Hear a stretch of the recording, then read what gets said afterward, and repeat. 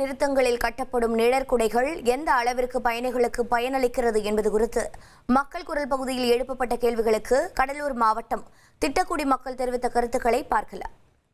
எங்க கிராமத்தில் நெல்குடம் 2 இருக்கு. ஆனால் 2லுமே உட்கார்றதுக்கு பெஞ்சு சேர் இல்லை. பயனாளிகள் வந்தால் நின்றுக்கிட்டே இருக்கிறாங்க. அதுலேயும் சில தரையெல்லாம் ரொம்ப டேமேஜாக இருக்குது. அதை அரசாங்கம் கொஞ்சம் சரி பண்ணி தரணும். இப்போ பார்த்தீங்கன்னா எஸ்புதூர் இருக்குது. அந்த இதெல்லாம் ரொம்ப பராமரிக்கப்படாத ரயில் கூடமாக இருக்குது. பார்த்தீங்கன்னா அதில் பார்த்தீங்கன்னா ரொம்ப குப்பை கூலங்கள் எல்லாமே இருக்குது. ஒரு மழை காலங்கள் மக்கள் கொஞ்சம் உள்ள ஊர் உட்கிராமம் நடந்து போகிற மாதிரி இருக்குது.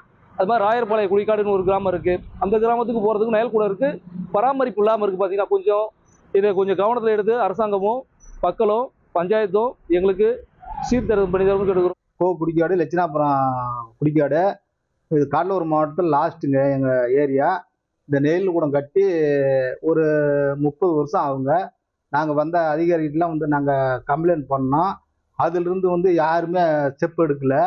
ஆனால் இப்போ எல்லாம் பூரா பாருங்கள், உள்ளார பூரா இது இடிஞ்சு வீகிற மாரி ஆயிடுச்சு. இது யாருமே சொல்லலை.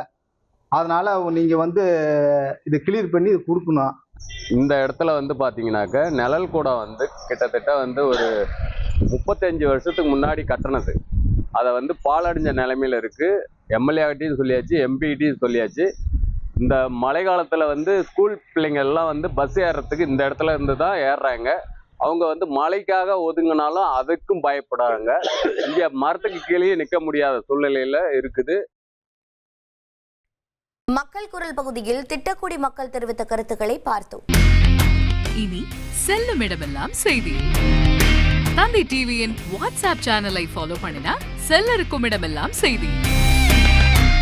இதோ QR கோட் இப்பவே ஸ்கேன் பண்ணுங்க, ஃபாலோ பண்ணுங்க.